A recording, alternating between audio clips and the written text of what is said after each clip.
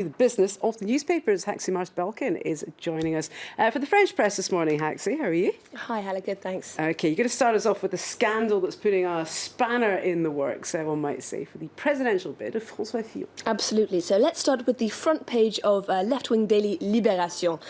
Penelope Fillon, l'assistée parlementaire.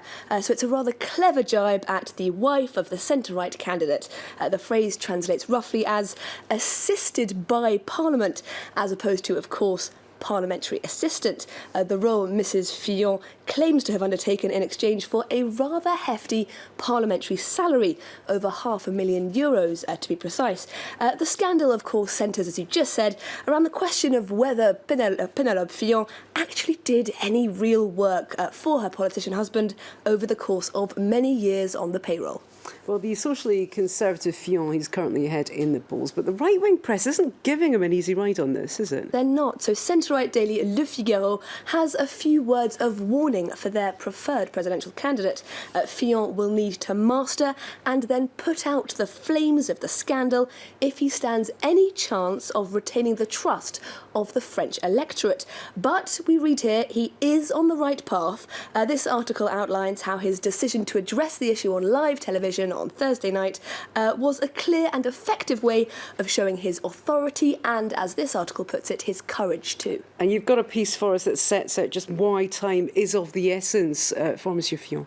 So French centrist daily L'Opinion is pretty clear on this one. Fillon has just 2 days to clear up all unanswered questions about his wife. And why 2 days, I hear you ask, Hala? Well, on Sunday here in Paris, Fillon is set to hold a mass meeting to mark the official launch of his presidential campaign. Previous campaign launches have, we read here, proved in hindsight to be crucial to the bid of any presidential hopeful. We're reminded of Hollande's 2012 rally at Le Bourget and Sarkozy's 2007 meeting at Porte de Versailles. For this paper, the question now is whether this stain on Fillon's suit, as the paper's putting it, will prove to be indelible or not. We'll have to wait and see, won't we? Well, let's stay with French political news. The centre-left's presidential nomination runoff is also taking place this weekend, in fact. It is, and Aujourd'hui en France managed to secure interviews with the two hopefuls, former Prime Minister Manuel Valls and the more left-wing Benoit Hamon. The headline there, leurs derniers arguments, their final pitches. Now, the main article is worth a read, but the part that really caught my eye is where each candidate is asked to answer a light-hearted Q&A headlined, If You Were. So Hamon, for example, says that if he were a law, he'd be the abolition of the death penalty. That if he were a sportsman, he'd be Muhammad Ali, you can make of that what you will. And if he were a song, he'd be Turn the Page by Claude Nougaro. A little heavy-handed, but you can see what he's getting at. Now, as for Manuel Valls, we read here that if he were a song, he'd be L'Aigle Noir, the Black Eagle by Barbara. And now this is my favourite, if he were a law, he'd be the law of 1905 that established the separation of church and state. So a not-so-subtle reminder there that Valls sees himself as the arch-defender of French secularism. Well, actually, no discussion of these upcoming presidential elections would be complete without mentioning, of course, the National Front leader, Marine Le Pen. It's completely possible that I will win, reads the front page of today's La Voix du Nord, quoting, of course, Marine Le Pen. In the interview that follows, Le Pen predicts that she'll come up against young Liberal firebrand Emmanuel Macron and not François Fillon in the presidential runoff in May.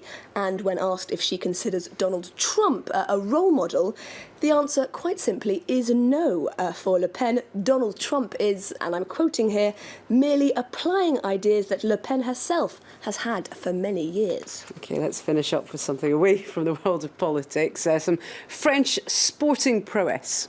So the blue tornado reads the front page of sports daily L'Équipe, set against a picture of a very jubilant French handball team. You can see them there jumping up for joy.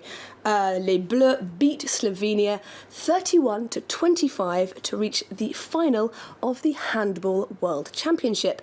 Now, that's a win that takes them one step closer to paradise, as the article goes on to say. Not only would winning the final match be their 6th world title, but it would also be a much longed-for victory on home turf. The last time that France held the Handball World Tournament was 15 years ago. Oh dear. Well, let's keep fingers crossed for Les Bleus that they managed to secure that. The handball win, or the handball win, as I've just been corrected. We do have quite a hard time finding out just how we should pronounce that, but I think Especially between the two of us, we're somewhere there. We'll cobble something together, I'm sure. Let's just stick with handball for the time being. Fingers crossed for the French team this Sunday. Thanks very much, Haxie, of course, joining us again later.